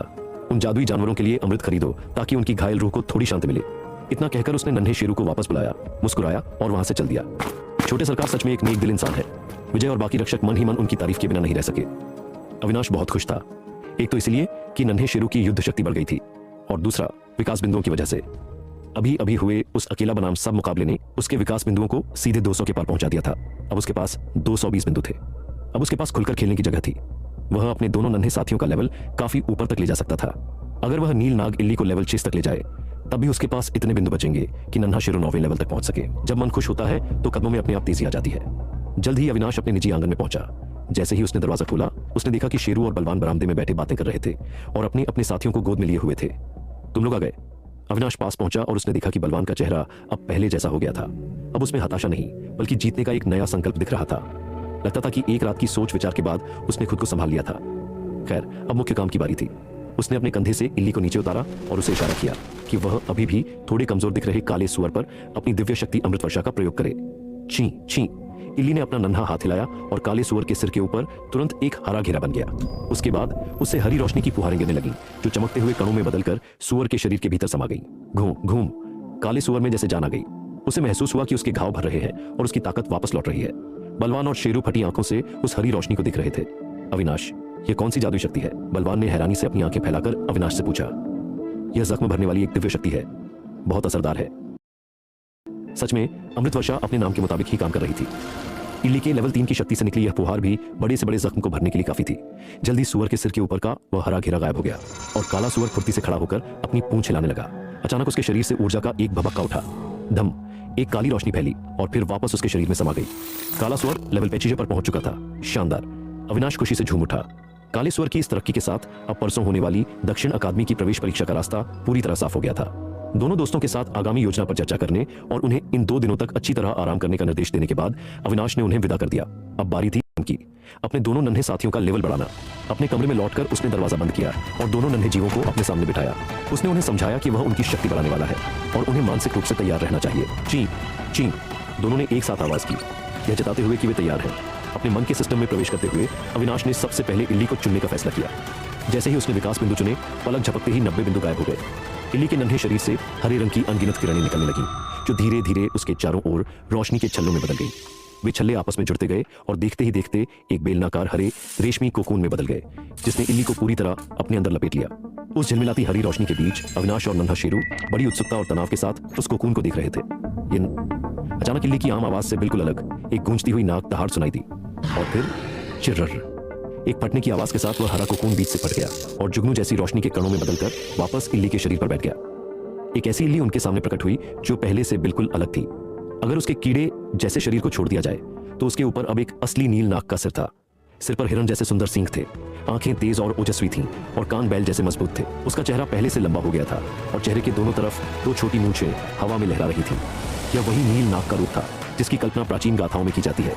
बेशक इस दिव्य सिर के पीछे वह इल्ली वाला शरीर थोड़ा अजीब लग रहा था, पर उसकी भव्यता कम नहीं हुई थी। ये तो सच में सिर से शुरू होकर नील नाग बनने वाली बात हो गई। अविनाश ने इल्ली के सींगों को सहलाते हुए भावुक होकर कहा, यिन चीं चीं। इल्ली अब दोनों तरह की आवाजें निकाल रही थी, शायद इसलिए क्योंकि वह अचानक हुए इस बदलाव और अपनी नई पहचान के साथ तालमेल बिठाने की कोशिश कर रही थी। जैसे ही इल्ली का विकास पूरा हुआ, अविनाश के शरीर से भी हरे रंग की 3 लहरें एक के बाद एक गुजरी और उसका खुद का स्तर भी छठे लेवल पर पहुंच गया। अविनाश ने अपने दाहिने हाथ से हवा में एक मुक्का मारा। उसे हवा के फटने की आवाज सुनाई दी। उसकी शारीरिक शक्ति और आत्मिक सागर दोनों में जबरदस्त बढ़ोतरी हुई थी। आंखें बंद करके महसूस करने पर उसे लगा कि उसने भी कोई नई दिव्य शक्ति जागृत की है। उसने अभी खुद का परीक्षण नहीं किया, बल्कि पहले इल्ली की ओर हाथ बढ़ाया। देखें तो सही, तुमने कौन सी नई शक्ति पाई है। सिस्टम इंटरफेस खोलकर उसने इल्ली की जानकारी जांची। नस्ल नील नागवंश, लेवल छठा लेवल। दिव्य शक्ति नील नाग का प्रताप, अमृत वर्षा, मेघ सवारी। अवस्था अपनी पहचान को लेकर थोड़ा उलझन में है, मैं नाग हूं या कीड़ा। इल्ली की उलझन को नजरअंदाज करते हुए अविनाश की नजर मेघ सवारी पर टिक गई तो यह शक्ति मिली है। अविनाश हैरान था। पुरानी कहानियों में कहा जाता है कि हवा बाघ के पीछे चलती है और बादल नाग के पीछे। नाग बादलों और धुंध की सवारी कर सकते हैं, हवा और बारिश को बुला सकते हैं। आज उसने अपनी आंखों से वह शक्ति देख ली थी जिससे वह पहले से परिचित था। उसे महसूस हुआ कि उसे भी यह शक्ति मिल गई है। इल्ली की तरफ मुस्कुराते हुए उसने कहा, चलो देखते हैं हम में से कौन ज्यादा ऊंचा उड़ सकता है। यह कहते ही उसने अपने आत्मिक सागर में उस शक्ति को सक्रिय किया। उसके पैरों के नीचे एक दूधिया सफेद बादल प्रकट हुआ और वह धीरे धीरे ऊपर उठने लगा। ची ची। अविनाश को ऊपर उड़ते देख इल्ली थोड़ी बेचैन हो गई। उसने अपना नन्हा हाथ हिलाया और उसके नीचे भी एक छोटा सा सफेद बादल बन गया। वह भी धीरे धीरे हवा में ऊपर उठी और अंत में अविनाश से भी ऊंची उड़कर छत के करीब पहुंच गई। हा हा हा। अविनाश जोर से हंसा। इस दिव्य शक्ति के साथ अब भविष्य में दुश्मनों का पीछा करना या उनसे बचकर निकलना बहुत आसान हो जाएगा। दूसरी ओर मेज पर बैठा नन्हा शेरू कभी अविनाश को देखता तो कभी इल्ली को। उन दोनों को बादलों पर उड़ते देख उसका नन्हा दिमाग पूरी तरह चकरा गया था। ची ची ची। क्या अविनाश अब नन्हे शेरू को भी 9वें लेवल तक पहुंचाएगा? क्या आप अगला अध्याय देखना चाहेंगे? नन्हे शेरू को इस तरह मुंह लटकाए देख जैसे उसे खेल से बाहर कर दिया गया हो, अविनाश जोर से हंस पड़ा। उसने इल्ली नहीं, अब इसे नन्हा ड्रैगन कहना बेहतर होगा, को इशारा किया और वे दोनों बादलों से धीरे धीरे नीचे उतर आए। एक हाथ के इशारे से अपनी मेघ सवारी शक्ति को शांत करते हुए अविनाश ने थोड़े नाराज दिख रहे शेरू से कहा, माफ करना दोस्त, मैं जोश में इतना भर गया था कि तुम्हें साथ ले जाना भूल गया। क्यों ना पहले तुम्हारा लेवल भी छठा कर दिया जाए। ची ची। नन्हे शेरू ने तुरंत सिर हिलाया। वह चाहता था कि उसकी शक्ति अब भी बढ़ जाए ताकि सब साथ मिलकर खेल सके। यह देख अविनाश मुस्कुराया और उसने सिस्टम में जाकर शेरू पर विकास बिंदु इस्तेमाल किए। इस बार 18 बिंदु खर्च हुए। सुनहरी रोशनी की 2 लकीरें शेरू के चारों ओर घूमने लगीं, जिससे वह अत्यंत राजसी और गंभीर दिखने लगा। अचानक शेरू के शरीर ने एक खिंचाव पैदा किया और उन दोनों सुनहरी लकीरों को अपने भीतर सोख लिया। दहाड़। नन्हे शेरू ने आसमान की ओर एक लंबी हुंकार भरी। उसका छोटा सा शरीर अचानक फैलने लगा और देखते ही देखते वह 2 हथेली के आकार के बंदर से बदलकर एक आधे इंसान के कद का योद्धा बन गया। उसने अपनी दोनों मुट्ठियां आपस में टकराईं, जिससे धम धम की आवाज निकली। अविनाश और नन्हा ड्रैगन दोनों की आंखें फटी की फटी रह गई थीं। क्या छठा लेवल छूते ही नन्हा शेरू अपनी वृद्धि अवस्था में प्रवेश कर गया था? अविनाश अभी यह सोच ही रहा था कि अचानक एक असीम ऊर्जा उस पर भी उतरी, जिसने उसकी शारीरिक शक्ति और बनावट को कई गुना मजबूत कर दिया। उसकी आत्मिक शक्ति में भी जबरदस्त उछाल आया। अविनाश के दिल में एक अजीब सी हलचल हुई और उसका भी मन चिल्लाने का करने लगा। खुद को बिना रोके उसने एक लंबी दहाड़ लगाई। एक अनजानी शक्ति उसके पूरे शरीर में दौड़ने लगी। उसकी मांसपेशियां फूल गईं और उसकी लंबाई भी अचानक बढ़ गई, यहां तक कि उसके कपड़े भी छोटे पड़कर फट गए। छी यिन। अब नन्हा ड्रैगन चकित था। ये दोनों अचानक इतने बड़े कैसे हो गए? अविनाश और नन्हे शेरू दोनों ने एक साथ अपनी आंखें बंद कर लीं, जैसे उन्हें किसी गुप्त ज्ञान की प्राप्ति हो रही हो। एक पल बाद उन्होंने एक साथ आंखें खोली। उनकी आंखों से 3 इंच लंबी एक दिव्य ज्योति निकली, जो हवा को चीरती हुई प्रतीत हुई और फिर धीरे धीरे शांत हो गई। उफ। अविनाश ने एक लंबी सांस छोड़ी। उसने अपने शरीर की आंतरिक शक्ति को सिकोड़ा और वह वापस अपने सामान्य रूप में आ गया। वज्र देह और लौह अस्थिर, अविनाश ने धीरे से कहा और नन्हे शेरू की ओर दिखा, जो वापस अपने पुराने छोटे आकार में आ गया था। सच में छठे लेवल पर पहुंचते ही नन्हे शेरू ने जो दिव्य शक्ति जागृत की थी वह थी वज्रदेह और लौहस थी। यह एक ऐसी शक्ति थी जो शरीर को पत्थर जैसा मजबूत और बल को असीम बना देती थी। अविनाश ने अपने दोनों हाथों को आपस में टकरा कर देखा तो उनमें से लोहे के टकराने जैसी आवाज आई। अविनाश को अब महसूस हो रहा था कि उसकी अपनी ताकत 7वें या 8वें लेवल के जादुई जानवरों से टक्कर लेने के लिए काफी है। बेशक उसकी शारीरिक शक्ति अब एक जादुई जानवर जैसी थी और आत्मिक शक्ति भी बहुत गहरी थी, पर उसके पास अभी भी कोई खास हमलावर तकनीक नहीं थी। इस मोड़ पर भी वह लड़ाई के लिए अपने जादुई जानवरों पर ही निर्भर था और खुद पीछे से मोर्चा संभालता था। इस नई शक्ति के साथ नन्हा शेरू अब पंख लगे बाघ जैसा हो गया था। इसने उसकी सहन शक्ति और युद्ध करने की क्षमता को बहुत बढ़ा दिया था। उसे पूरा यकीन था कि अगर वे दोबारा 9वें लेवल के उस बात से पूरी ताकत के साथ लड़ें तो जीत किसकी होगी ये कहना मुश्किल होगा। जहां तक शरीर के अचानक बड़े होने की बात थी वह सिर्फ उस दिव्य शक्ति के अचानक मिलने और उसे शुरू में काबू न कर पाने की वजह से हुआ था। अब जब उन्होंने इस शक्ति पर महारत हासिल कर ली थी तो वे इसे अपनी मर्जी से इस्तेमाल कर सकते थे और दोबारा कपड़े फटने जैसी नौबत नहीं आएगी। क्या तुम और आगे बढ़ना चाहते हो? अविनाश ने नन्हे शेरू का सिर सहलाते हुए पूछा। उसके पास अभी भी इतने विकास बिंदु थे कि वह शेरू को सीधे 9वें लेवल तक ले जा सके। ची, नन्हे शेरू ने सिर हिलाकर मना कर दिया। वह अपनी इस नई शक्ति के साथ तालमेल बिठाना चाहता था और युद्ध के जरिए खुद को तराशना चाहता था। शेरू की नस्ल के योद्धाओं को खून पसीने वाली असली लड़ाई पसंद थी। अगर वह सिर्फ लेवल के दम पर सबको कुचलता चला जाता तो उसे लड़ने में मजा नहीं आता। इसके अलावा विकास बिंदु तो अविनाश के हाथ में थे ही, वह जब चाहे लेवल बढ़ा सकता था। वैसे भी शेरू की वर्तमान ताकत के साथ जब तक दुश्मन 9वें लेवल से ऊपर का न हो उसके जीतने की संभावना बहुत ज्यादा थी। और परसों होने वाली दक्षिण अकादमी की प्रवेश परीक्षा में भला कोई 9वें लेवल से ऊपर का जानवर कैसे हो सकता था। मुसाफिरपुर महादंगल अखाड़ा। इस समय अखाड़े का नजारा आम दिनों से बिल्कुल अलग था। अखाड़े की छत जो किसी विशाल गुंबद जैसी थी उसे धीरे धीरे खोल दिया गया था, जिससे वह ऊपर से खुला मैदान बन गया था। मुख्य अखाड़े को और भी मजबूत किया गया था और रेफरी की संख्या सामान्य से कहीं ज्यादा थी, जिनमें से हर कोई अपने आप में एक शक्तिशाली योद्धा था। आज यहाँ दक्षिण अकादमी की प्रवेश परीक्षा आयोजित की जा रही थी। अखाड़े के दर्शक दीर्घा को भी कई हिस्सों में बांटा गया था। एक हिस्सा लोहानी परिवार के लिए, एक बख्शी परिवार के लिए, एक बिष्ट परिवार के लिए और बाकी बची सीटें अन्य छोटे परिवारों और कुछ ताकतवर योद्धाओं के लिए थीं। जहां तक निजी वीआईपी बॉक्स की बात थी, वे खास तौर पर दक्षिण अकादमी से आए मेहमानों के लिए आरक्षित थे। आम नागरिक अखाड़े के अंदर जाकर मुकाबला नहीं देख सकते थे, पर चूंकि छत खुली हुई थी इसलिए आसपास की ऊंची जगहों पर खड़े होकर अंदर की एक धुंधली झलक देखी जा सकती थी। और कोई रास्ता भी नहीं था। अखाड़े की क्षमता सीमित थी और वह पूरे मुसाफिरपुर की भीड़ को नहीं समा सकता था। इस समय सभी प्रतिभागी मैदान में मौजूद थे। प्रवेश परीक्षा में हिस्सा लेने वाले युवा आ चुके थे, पर उनमें से किसी ने भी अभी तक अपने जादुई जानवरों को नहीं बुलाया था। वे वीआईपी बॉक्स में बैठे अकादमी के अधिकारियों के आदेश का इंतजार कर रहे थे। थोड़ी देर बाद वीआईपी बॉक्स से लोगों का एक समूह नीचे उतरा। एक सफेद कपड़ों वाला मध्यम आयु वर्ग का व्यक्ति, जिसकी दाढ़ी करीने से कटी हुई थी, नेतृत्व कर रहा था। उसके पीछे सफेद कपड़ों में ही कुछ युवा शिष्य चल रहे थे। नगरवासियों, उस व्यक्ति की आवाज एक विशेष यंत्र के जरिए पूरे अखाड़े में गूंज उठी। मैं दक्षिण अकादमी का आचार्य ललित हूँ और इस बार मुसाफिरपुर के लिए परीक्षक के रूप में नियुक्त किया गया हूँ। हमारी अकादमी का सिद्धांत पूरे महाद्वीप के लिए वीर योद्धा तैयार करना और बाहरी दुनिया से आने वाले राक्षसों का डटकर मुकाबला करना है। हम प्रतिभाओं को निखारते हैं और नायकों को जन्म देते हैं। दूर एक भोजनालय में खिड़की के पास वाली मेज पर वही सफेद दाढ़ी वाले बुजुर्ग और उनकी पोती सृष्टि बैठे थे। आचार्य ललित का भाषण सुनकर सृष्टि ने अपने कान बंद कर लिए और बुदबुदाई। ललित चाचा अभी भी उतने ही बातूनी है। बुजुर्ग ने उसे मुस्कुराते हुए देखा और कहा, सृष्टि, ये शुरुआती शिष्टाचार बहुत जरूरी होते हैं। इससे गर्व और अपनी पहचान का एहसास बढ़ता है। मुझसे तो यह सब सुना नहीं जाता। सृष्टि ने मुंह बनाते हुए कहा। बुजुर्ग ने अपना सिर हिलाया और उनकी नजरें वापस अखाड़े की ओर मुड़ गईं, जो दूर से सिर्फ एक धुंधली परछाई जैसा दिख रहा था। अगर किसी को पता चलता कि वे इतनी दूर से भी अखाड़े की एक एक आवाज साफ सुन सकते हैं तो वह दंग रह जाता। ठीक है, अब मैं घोषणा करता हूं कि दक्षिण अकादमी की प्रवेश परीक्षा आधिकारिक रूप से शुरू होती है। लंबे भाषण के बाद आखिरकार असली काम शुरू हुआ। दम। आचार्य ललित के शब्द खत्म होते ही अखाड़े में खड़े युवक युवतियों ने एक के बाद एक अपने जादुई जानवरों को बुलाया। पल भर में सफेद भेड़िए दहाड़ने लगे, खूंखार शेर गरजने लगे, नाक फुफकारने लगे और बिच्छू अपनी पूंछ हिलाने लगे। अखाड़े का एक कोना जादुई जानवरों के मेले से भर गया। नजारा वाकई देखने लायक था। सबसे पहले हम मुसाफिरपुर के प्रमुख परिवारों के लिए तय किए गए कोटे की जांच करेंगे। कृपया आगे आए। आचार्य ललित के पीछे से एक युवक बाहर निकला। उसका चेहरा साफ सुथरा था और उसके होठों पर एक हल्की मुस्कान थी, जिससे एक अपनेपन का एहसास होता था। वह अपने पीछे खड़े दल का नेतृत्व कर रहा था। उसके कहते ही तीनों बड़े परिवारों लोहानी, बख्शी और बिष्ट से 8 लोग अपने अपने जानवरों के साथ बाहर आए। योद्धा की उम्र और जादुई जानवर के लेवल की जांच की जाए। उसने हाथ से इशारा किया और अकादमी के 2 शिष्यों ने विशेष रत्नों के साथ उनकी जांच शुरू की। उम्र की जांच यह सुनिश्चित करने के लिए थी कि प्रतिभागी कम से कम 15 साल का हो और लेवल की जांच यह देखने के लिए कि क्या वे अकादमी के न्यूनतम मानकों पर खरे उतरते हैं। महाद्वीप पर एक कहावत मशहूर थी, रक्त का गौरव सर्वोपरि है। एक ही वंश के लोग आमतौर पर एक जैसे ही जादुई जानवरों को जन्म देते हैं। जैसे लोहानी परिवार के ज्यादातर साथी भेड़िए होते हैं और बिष्ट परिवार के नाग। बेशक अपवाद भी होते हैं, जैसे अविनाश, जिसका साथी भेड़िया नहीं था। इस माहौल में जिस परिवार में जितने ज्यादा योद्धा होते उतनी ही संभावना होती कि उनकी अगली पीढ़ी में उच्च श्रेणी के जानवर पैदा होंगे। इसीलिए अकादमी कुछ सीटें सीधे परिवारों को देती थी। लोहानी परिवार से 3, बख्शी से 3 और बिष्ट परिवार से 2, कुल 8 लोग थे। फिलहाल ये सिर्फ शुरुआती शर्तों को पूरा कर रहे थे। असली संसाधनों के लिए उन्हें आगे लड़ना होगा। सब सही है, कोई समस्या नहीं। जांच करने वालों ने आचार्य ललित को इशारा किया। ठीक है, अब हम प्रवेश परीक्षा के अगले चरण की ओर बढ़ते हैं। उस युवक ने घोषणा की। अब असली परीक्षा शुरू हुई थी। कोई भी, चाहे वह आम नागरिक हो या किसी परिवार का शिष्य, अगर उसे लगता था कि वह शर्तों को पूरा करता है तो वह आगे आ सकता था। महाद्वीप बहुत बड़ा है और कोई नहीं जानता कि आम लोगों के बीच कौन से छुपे रुस्तम मौजूद हों।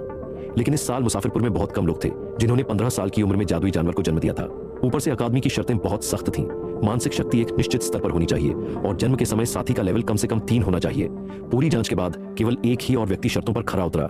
आचार्य ललित ने यह देखकर अपना सिर हिलाया। शक्तिशाली परिवार ही बेहतर प्रतिभाएं दे पा रहे थे। उन्होंने अपने विचार झटके और कार्यवाही आगे बढ़ाने का इशारा किया। क्या कोई और है जो दक्षिण अकादमी की प्रवेश परीक्षा में भाग लेना चाहता है? युवक ने जोर से चिल्लाकर पूछा। उसकी आवाज अखाड़े के बाहर की गलियों तक गूंज गई। हाँ, मैं हूं। अखाड़े के बाहर जुटी भीड़ से एक बुलंद आवाज आई। सबकी नजरें उस आवाज की ओर मुड़ गईं। उन्होंने देखा कि 3 युवक भीड़ को चीरते हुए धीरे धीरे अंदर आ रहे थे। क्या तुम वह हो जो प्रवेश परीक्षा में भाग लेना चाहता है? उस मुस्कुराते हुए युवक ने तीनों के बीच में खड़े लड़के से पूछा। क्या अविनाश इस परीक्षा में सबको चौंका देगा? क्या आप अगला अध्याय देखना चाहेंगे? अध्याय 30, अनौपचारिक चुनौती। अविनाश ने अपनी वही चिरपरिचित मुस्कान लौटाई और तंज कसते हुए कहा, यह तुम्हारे मतलब की बात नहीं है। अपने काम से काम रखो। आजकल के छोकरों को जमीन आसमान का फर्क नहीं पता। गिरने के बाद ही उन्हें समझ आता है कि आसमान कितना ऊंचा है। उस युवक ने अपनी मुस्कान बरकरार रखते हुए कहा, हाँ, तुम सही कह रहे हो। तुम जैसे लोगों का गिरना बहुत जरूरी है, वरना तुम्हें कभी पता नहीं चलेगा कि ऊंचाई क्या होती है। अविनाश हंसा। जबान बहुत चलती है तुम्हारी, और तुम्हारी जबान पर शहद है पर दिल में खंजर। दोगले कहीं के तुम। उस युवक के चेहरे के भाव आखिरकार बदल गए और उसकी आवाज ऊंची हो गई। अविनाश लोहानी, पूरे मुसाफिरपुर को पता है कि तुम्हारा जन्मजात साथी एक इल्ली है जिसका जन्म के समय लेवल 1 भी नहीं था। तुम यहां तमाशा करने क्यों आए हो?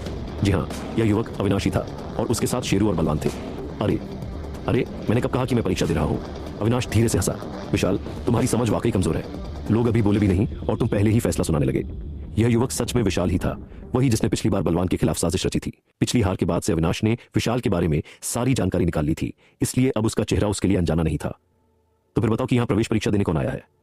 कहीं ये तुम्हारे पीछे खड़े 2 नमूने तो नहीं? विशाल ने शेरू और बलवान की ओर इशारा करते हुए हंसी नहीं रोक पाया, जबकि बलवान का चेहरा उतर गया। उसने मन ही मन सोचा, क्या मैं वाकई इतना बुजुर्ग दिखता हूं? देखा, मैंने कहा था ना कि तुम्हारी समझ कम है। अविनाश ने चुटकी ली। क्या तुम तय करोगे कि वे 15 के हैं या नहीं? क्या तुम उम्र की जांच नहीं कर सकते? कितनी बातें करते हो तुम। विशाल का चेहरा एक बार फिर गुस्से से तमतमा गया। जब बात बहस की आती थी तो 10 विशाल मिलकर भी अविनाश का मुकाबला नहीं कर सकते थे। इस बहस के बाद वह मुस्कुराने वाला सभ्य विशाल अब पूरी तरह चिड़चिड़ा दिखाई दे रहा था। पीछे खड़े आचार्य ललित ने अपनी भौहें सिकोड़ी। उन्हें लगा कि विशाल का आज का व्यवहार वाकई अमर्यादित है। उन्होंने हाथ के इशारे से अपने एक शिष्य को उम्र की जांच करने के लिए भेजा। जांच करने वाला शख्स लोहानी परिवार का ही एक सदस्य था, अविनाश का चचेरा भाई लोकेश। वह कुछ समय पहले ही दक्षिण अकादमी में भर्ती हुआ था और अब आचार्य ललित की मदद के लिए वापस आया था। हालांकि दोनों ही सहायक थे, पर विशाल का रुतबा लोकेश से कहीं ज्यादा था और वह उन्हें सीधे हुक्म दे सकता था। लोकेश विशेष रत्न लेकर उन तीनों के पास आया और पूछा, अविनाश, किसकी जांच करनी है? बलवान आगे बढ़ा और खुद की ओर इशारा किया। तुम्हें देखकर तो नहीं लगता कि तुम सिर्फ 15 के हो? लोकेश ने धीरे से फुसफुसाते हुए कहा। बलवान ने अपने दांत भींचे। भाई, तुम मेरे इतने करीब खड़े हो, क्या तुम्हें लगता है कि मुझे सुनाई नहीं दे रहा? जांच के बाद पुष्टि हुई कि उम्र सही है। फिर लोकेश ने दूसरा रत्न निकाला और बलवान को अपना साथी बुलाने का इशारा किया। काली रोशनी चमकी और बलवान की गोद में एक नन्हा काला सुअर प्रकट हुआ। जन्म के समय लेवल 3 और अभी 5वां लेवल। लोकेश ने रत्न पर चमकते रंगों को देखा और उसके मुंह से अनायास ही निकल पड़ा, 5वां लेवल। जैसे ही ये शब्द अखाड़े में गूंजे, सुनने वाले दंग रह गए। अगर वह किसी बड़े परिवार का वारिस होता जिसे खूब साधन मिलते हैं तो लेवल 5 मुमकिन था, पर उसके कपड़ों से तो वह कहीं से भी अमीर घर का लड़का नहीं लग रहा था। तथापि कुछ लोगों ने बलवान को पहचान लिया था। उन्हें पता था कि वह अविनाश और शेरू हाल ही में दंगल अखाड़े के उभरते हुए सितारे रहे हैं। 2 दिन पहले तो इसका साथी लेवल 4 पर था। इतनी जल्दी लेवल 5 कैसे हो गया? भीड़ में खड़े कुछ जानकार लोग आपस में कानाफूसी करने लगे। मैदान में मौजूद लोग भी हैरान थे। अचानक एक आम नागरिक लड़का कहां से आ गया जिसका साथी लेवल 5 का है?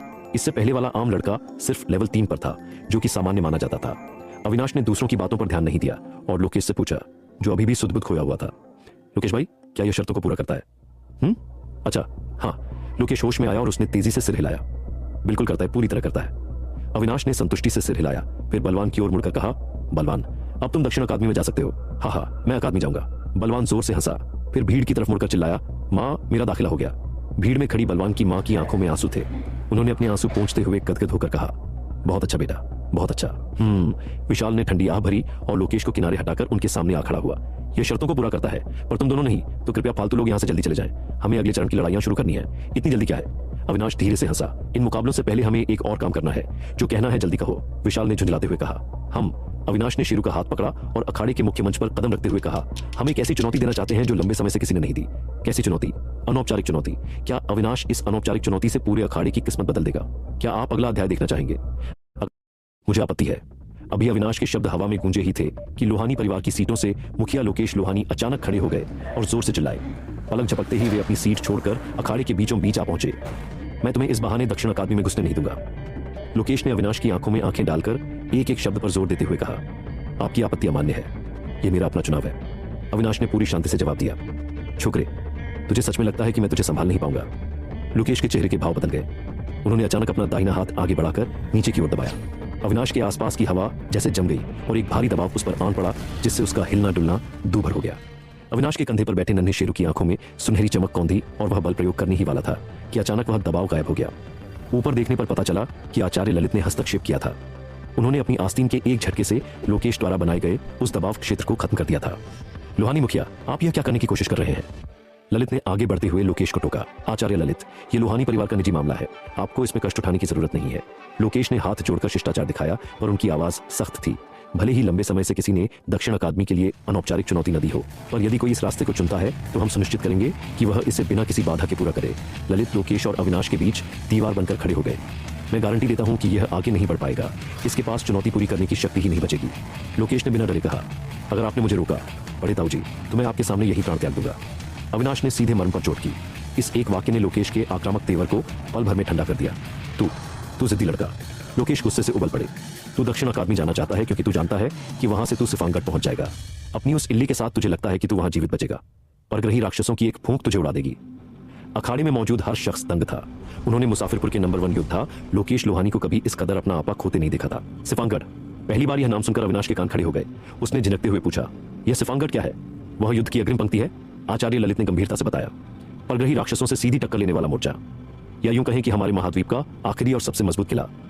तो क्या वे वही है? अविनाश की आवाज अचानक लड़खड़ा गई। क्यों? लोकेश ने एक गहरी आह भरी। अगर तू आज भी वही जीनियस होता और तेरे जन्मजात साथी के विकास की संभावना होती तो मैं तुझे कभी न रोकता। आखिर तू लोहानी खानदान का खून है, राक्षसों से लड़ना हमारे लिए गर्व की बात है। लेकिन उन्होंने अपनी बात बदली। तू जिसे इल्ली कहता है वह भला और कितना बढ़ेगी? क्या वह एक बड़ी इल्ली बन जाएगी? वह बेकार है। तेरा सहायक साथी बहुत शक्तिशाली है, पर क्या वह सिफानगढ़ में काम आएगा? वहां की जंग अखाड़े की इस नौटंकी जैसी नहीं है। वहां मौत का नंगा नाच होता है। वहां के राक्षसों के पास हजारों मायावी तरीके हैं। वहां एक योद्धा को न केवल शक्तिशाली होना पड़ता है, बल्कि खुद की रक्षा करना भी आना चाहिए, वरना तो कुछ ही दिनों का मेहमान होगा। ठीक है, मैं समझ गया, अविनाश ने गंभीर मुद्रा में उत्तर दिया। पर मैं फिर भी अनौपचारिक चुनौती देना चाहता हूं। तू। लोकेश गुस्से से लाल हो गए। लोहानी परिवार में ऐसा बागी बेटा कैसे पैदा हो गया? तेरे पिता। अपने बड़े भाई का जिक्र आते ही लोकेश जैसे अंदर से टूट गए। उन्होंने ढीले कंधों के साथ एक लंबी सांस ली और धीमे स्वर में कहा, क्या तू नहीं रुक सकता? अविनाश ने दृढ़ता से अपना सिर हिला दिया। ठीक है, जो करना है कर। लोकेश ने हाथ झटक दिया और पल भर में वापस अपनी सीट पर लौट गए। उन्होंने अपनी आंखें मूंद लीं, जैसे अब उन्हें आसपास से कोई सरोकार न हो। उधर दूर भोजनालय में सफेद दाढ़ी वाले बुजुर्ग और उनकी पोती सृष्टि अखाड़े की हर हलचल पर नजर रखे हुए थे। लोकेश की बातें सुनकर बुजुर्ग के मन में एक विचार कौंधा। लोहानी सरनेम और लोकेश की बातों को जोड़कर उन्हें अचानक याद आया कि वे किसके बारे में बात कर रहे थे। तो यह उन्हीं की संतान है। बुजुर्ग ने एक गहरी सांस ली और मेज पर रखी चाय को एक घूंट में गटक गए। दादाजी, आप किन की बात कर रहे हैं? सृष्टि ने उत्सुकता से पूछा। उसने भी अखाड़े की बातचीत सुन ली थी। दक्षिण अकादमी से निकले इस महाद्वीप के 2 महान योद्धा, एक आदर्श जोड़ी। बुजुर्ग ने खिड़की के बाहर देखते हुए कहा, बरसों पहले जब वे राज्य स्तर के योद्धा भी नहीं थे, उन्होंने अकेले दम पर राज्य स्तर के 2 खूंखार राक्षसों को रोके रखा था।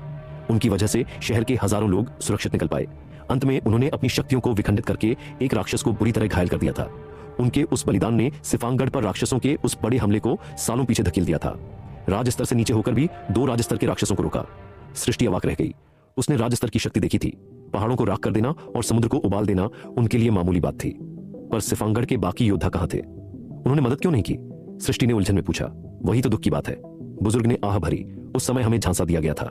राक्षसों ने दूसरी सीमाओं पर हमला किया और हमारे बड़े योद्धा वहां आग बुझाने में व्यस्त थे। किसी को अंदाजा नहीं था कि उनका असली निशाना सिफानगढ़ था। अगर सिफानगढ़ जैसा मजबूत किला ढह जाता तो राक्षस पूरे महाद्वीप पर कब्जा कर लेते, लेकिन उस जोड़ी ने उनके मंसूबों पर पानी फेर दिया। उसके बाद रक्षा पंक्ति को अभेद्य बनाने के लिए हमारे महाकछुआ पूर्वज ने अपनी दैवीय शक्ति से एक विशाल पर्वत का रूप ले लिया और सिफानगढ़ की रखवाली शुरू की। तभी से महाद्वीप पर युद्ध के हालात थोड़े सुधरे हैं। तो क्या वह लड़का उन्हीं का बेटा है? सृष्टि ने एक जटिल भाव के साथ दूर अखाड़े की ओर देखा। हालात तो यही बयां कर रहे हैं। बुजुर्ग ने भी अपनी नजरें अखाड़े पर टिका दी। अगर वह जोड़ा आज जीवित होता तो अपनी प्रतिभा के दम पर वे इस महाद्वीप की तस्वीर बदल चुके होते। उन्होंने मन ही मन एक ठंडी सांस ली। लेकिन अगर यह लड़का वाकई दक्षिण अकादमी में दाखिला ले लेता है तो मेरा पुराना दोस्त उसका सामना कैसे करेगा? क्या अविनाश इस अनौपचारिक चुनौती को पार करके अपने माता पिता के गौरव को वापस पा सकेगा? क्या आप अगला अध्याय देखना चाहेंगे? अखाड़े के भीतर भले ही आचार्य ललित को लोहानी मुखिया और इस युवक के बीच के पुराने मामले समझ नहीं आ रहे थे, फिर भी अकादमी के परीक्षक होने के नाते उन्हें प्रक्रिया जारी रखनी थी। तो क्या तुम अभी भी अनौपचारिक चुनौती देना चाहते हो? जी हाँ, अविनाश और शेरू ने एक साथ सिर हिलाया। ठीक है, तुम दोनों में से पहले कौन आएगा? आचार्य ने पूछा। मैं जाऊंगा। शेरू आगे बढ़ा और अखाड़े के बीचों बीच पहुंच गया। क्या तुम्हारे पास कोई विशेष योग्यता है या तुम स्तरभेद चुनौती देना चाहते हो? आचार्य ने नियमों के अनुसार पूछा। दिव्य पशु महाद्वीप पर अनौपचारिक चुनौती दाखिले का एक विशेष रास्ता था। अगर कोई छात्र अकादमी के सामान्य मानकों पर खरा नहीं उतरता, लेकिन उसके साथी के पास कोई अद्भुत प्रतिभा हो या वह अपने से ऊंचे लेवल के दुश्मन को हरा सके तो उसे दाखिला मिल सकता था। स्तरभेद चुनौती, शेरू ने बुलंद आवाज में कहा और अपने साथी को बुलाया। हा हा हा। जैसे ही उसका साथी प्रकट हुआ, भीड़ में हंसी के फव्वारे छूट पड़े। शेरू के पैरों के पास एक नन्हा प्यारा और मासूम सा सफेद खरगोश चुपचाप बैठा था।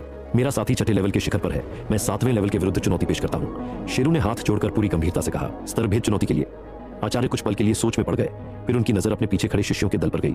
लोकेश, तुम 7वें लेवल के शिखर पर हो, तुम जाओ। मैं। लोकेश, जो अभी थोड़ी देर पहले सबकी उम्र जांच रहा था, अपनी ओर इशारा करते हुए हैरान रह गया।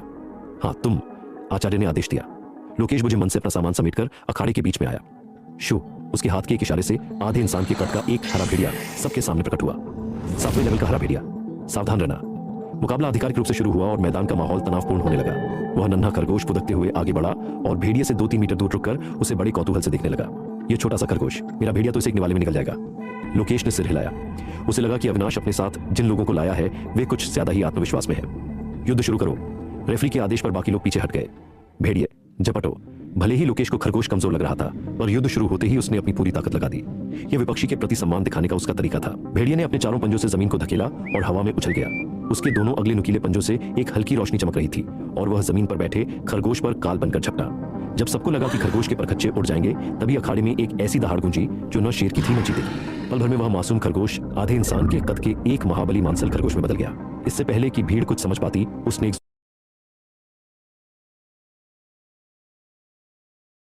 जोरदार मुक्का जड़ा। धम। वह प्रहार इतना तेज था कि हरा भेड़िया हवा में ही टकराकर अखाड़े से बाहर जा गिरा। वह पत्थर की रेलिंग को तोड़ता हुआ मलबे के ढेर पर जा पड़ा। पूरे अखाड़े में सन्नाटा छा गया। लोग दंग थे। उन्होंने कभी नहीं सोचा था कि एक छोटा सा खरगोश अचानक इतना बलशाली बन सकता है। वह खरगोश अभी भी अखाड़े में अपनी मांसपेशियां दिखाते हुए पोज दे रहा था।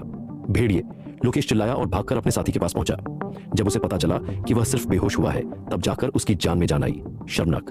मुखिया लोकेश लोहानी, जो अब तक आंखें बंद किए थे, उन्होंने अपने भतीजे लोकेश को देखा और तिरस्कार से फुसफुसाए। तुम्हारा साथी बहुत दिलचस्प है। आचार्य ललित ने उस खरगोश को बड़े चाव से देखा। भले ही इसमें अचानक हुए बदलाव का हाथ था, पर छठे लेवल के साथी ने 7वें लेवल के शिखर वाले को एक मुक्के में उड़ा दिया। बहुत अच्छे। इसने छठे लेवल पर कौन सी शक्ति जागृत की है? आचार्य, यह महाबली क्रोध की शक्ति है। शानदार। आचार्य के चेहरे पर प्रशंसा के भाव थे। नियमों के अनुसार तुम्हें अभी 2 और मुकाबले करने चाहिए थे, 8वें लेवल के शुरुआती और मध्य स्तर के जानवरों के खिलाफ, लेकिन मैं तुम्हें विशेष अनुमति देता हूं। तुम्हें अगले मुकाबलों की जरूरत नहीं, तुम्हारा दाखिला पक्का है। यह।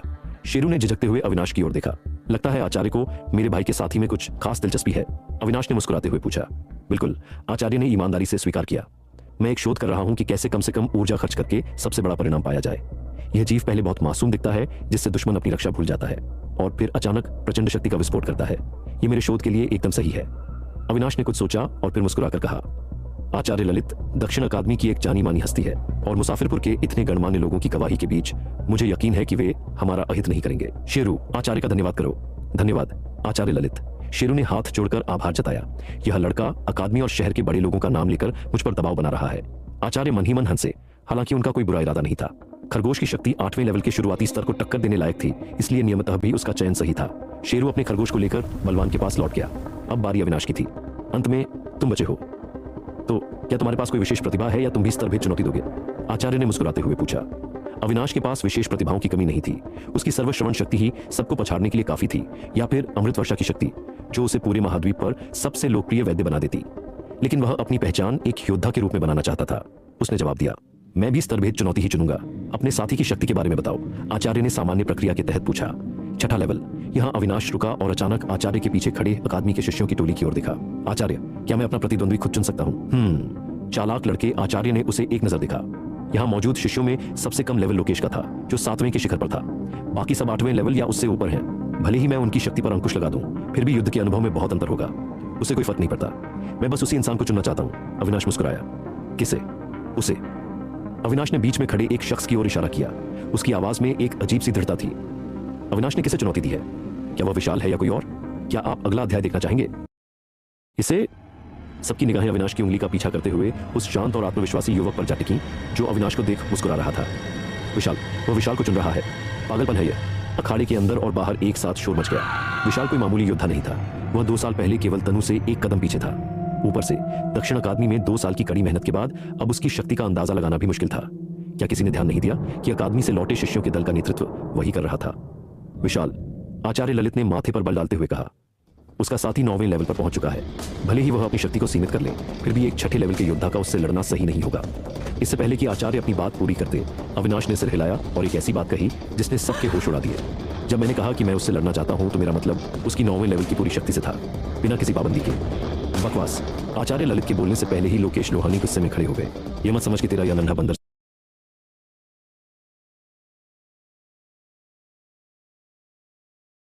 सर्वशक्तिमान है। छठे लेवल से 9वें लेवल के बीच एक ऐसी खाई है जिसे भरा नहीं जा सकता। तेरा साथी चाहे जितना भी अद्भुत हो, वह कुदरत के नियमों को नहीं बदल सकता।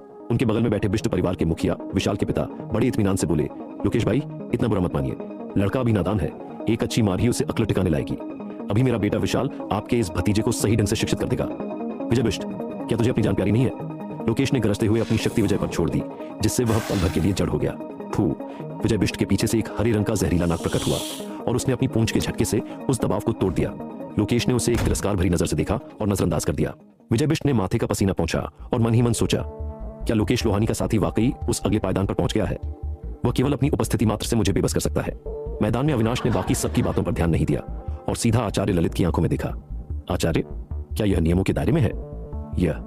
आचार्य ललित असमंजस में थे। जब से यह बाहरी चुनौती की परंपरा शुरू हुई थी, आज तक किसी ने भी अपने से 3 लेवल ऊंचे योद्धा को सीधे चुनौती नहीं दी थी।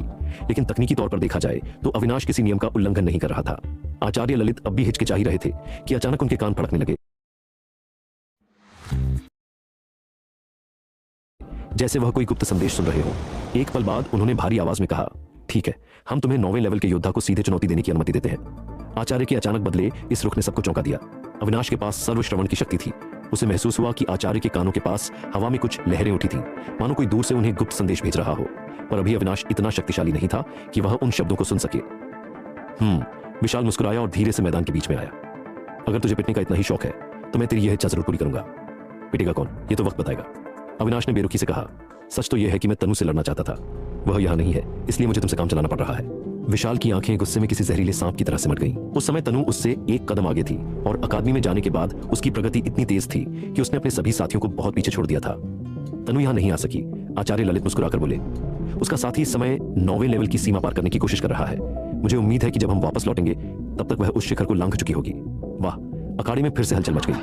केवल 2 साल में वह इस मुकाम पर पहुंच गई थी। इस खबर से बख्शी परिवार सबसे ज्यादा खुश था।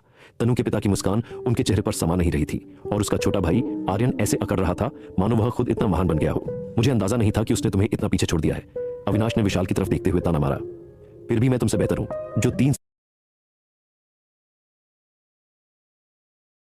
साल पहले नंबर 1 जीनियस होकर भी एक इल्ली को लेकर बैठा है। विशाल की जबान भी उतनी ही कड़वी थी। हाँ, तो चलो देख लेते हैं कि तुम्हें कितना दम है। मुकाबला शुरू किया जाए। धम। अखाड़े का फर्श एक झटके में पड़ गया। नन्हे शेरू ने जमीन टूटने के उसी वेग का इस्तेमाल खुद को आसमान की ओर उछालने में किया। एक लंबी छलांग के साथ उसने अपने चारों ओर अजेय सागर की लहरों का प्रभाव पैदा किया। उसके मुक्के की शक्ति पूरे आकाश में छा गई, जिसने सीधे विशाल और उसके सामने मौजूद 3 मीटर लंबे सफेद नाग को अपने घेरे में ले लिया। विशाल के चेहरे का रंग उड़ गया। हालांकि उसने पहले नन्हे शेरू के बारे में छानबीन की थी, लेकिन अभी वह जो ताकत दिखा रहा था वह अखाड़े में उसके पिछले प्रदर्शन से कहीं ज्यादा थी। तोड़ दो इसे। विशाल ने अपनी पूरी शक्ति बटोरी। उसके सामने खड़े सफेद नाग ने पहले अपना शरीर सिकोड़ा और फिर पूरी ताकत से आगे की ओर वार किया। 9वें लेवल की शक्ति का उपयोग करते हुए उसने विशाल के साथ मिलकर नन्हे शेरू के उस भारी दबाव को छिन्न भिन्न कर दिया। विशाल ने बड़ी फुर्ती दिखाई और कई कदम पीछे हट गया। उसका दाहिना हाथ चमकने लगा और उसने एक मानसिक शक्ति बढ़ाने वाला जादुई चक्र सफेद नाग पर उतार दिया। सफेद नाग का 3 metre Command to pilot. Enemy serpent detected on long range. लंबा शरीर एक बार फिर फैलने लगा और देखते ही देखते वह 5 मीटर लंबे विशालकाय सांप में बदल गया। बहुत अच्छे। आचार्य ललित ने प्रशंसा भरी नजरों से देखा। अविनाश के नन्हे शेरू ने पहल करके उन्हें चौंका दिया था। केवल छठा लेवल होने के बावजूद उसका हमला इतना जबरदस्त था कि वह 9वें लेवल के जादुई जानवर को भी विचलित कर सकता था। विशाल ने भी तुरंत प्रतिक्रिया दी। जादुई चक्रों का उसका उपयोग वाकई काबिले तारीफ था। यह मुकाबला रोमांचक होने वाला था। हवा में रहते हुए नन्हे शेरू ने देखा कि उसका दबाव टूट चुका है और सफेद नाक का आकार बढ़ गया है। फिर भी वह विचलित नहीं हुआ। उसकी दाहिनी मुट्ठी ने बादलों को मथ दिया। छठे लेवल की शक्ति से लैस सागर विदारक तकनीक ने सीधे उस 5 मीटर लंबे सफेद नाक पर प्रहार किया। फूं! सफेद नाक ने एक फुफकार छोड़ी और अपनी लंबी पूंछ जमीन पर दे मारी। उस बल के सहारे वह ऊपर उड़ा और सीधे नन्हे शेरू की मुट्ठी से जा टकराया। धम! एक जोरदार धमाके और हवा की लहरों के साथ दोनों योद्धा पीछे की ओर फेंक गए। नन्हा शेरू फिर से आसमान की ओर उछल गया, जबकि सफेद नाक सीधे जमीन पर जा गिरा, जिससे अखाड़े के मंच पर एक गहरा गड्ढा बन गया। चीं-चीं! अखाड़े की खुली छत की ओर उड़ने के बाद नन्हे शेरू ने लोहे जैसी मजबूत लकड़ी वाली छत को धक्का दिया और वापस गड्ढे की ओर झपटा। सुनहरी रोशनी के बीच उसने एक बार फिर सागर विदारक प्रहार किया। इस बार उसके मुक्के का प्रभाव उसके खुद के शरीर से भी बड़ा था, जो सीधे उस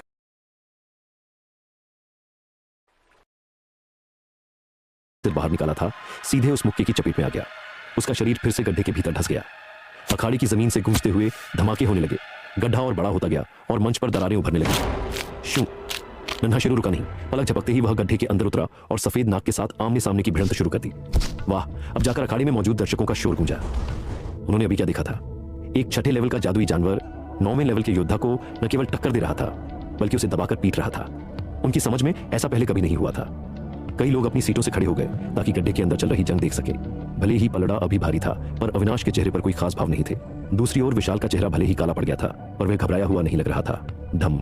गड्ढे से एक और आवाज आई और एक लंबी सफेद परछाई बाहर की ओर फेंकी गई, जो अखाड़े के एक कोने में जाकर ढेर हो गई। सबने गौर से देखा। वह विशाल का साथी सफेद नाक था। उसकी खाल उधर चुकी थी और शरीर जख्मों से भरा था। उसने अपनी जीभ लपलपाई और ठंडी नजरों से नन्हे शेरू को देखने लगा, जो अभी अभी गड्ढे से बाहर कूदा था। मुझे उम्मीद नहीं थी कि तुम्हारा यह जानवर 9वें लेवल के शुरुआती स्तर की ताकत झेल पाएगा और जीत भी जाएगा, विशाल ने कड़वाहट भरे स्वर में कहा।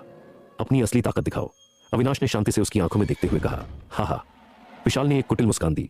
मुझे अंदाजा नहीं था कि मेरा दुश्मन ही मुझे सबसे बेहतर समझेगा। दरअसल नन्हे शेरू ने ही अविनाश को बताया था। गड्ढे से बाहर आने के बाद उसने अविनाश को इशारा किया था। अपनी सर्वश्रवण शक्ति से अविनाश समझ गया था कि शेरू को उस नाग के शरीर के भीतर एक बहुत बड़ी शक्ति छुपी हुई महसूस हुई है। इसीलिए अविनाश ने अंदाजा लगाया कि विशाल के पास अभी भी कोई ध्रुव का इक्का बाकी है। विशाल धीरे धीरे चलकर सफेद नाग के पास पहुंचा।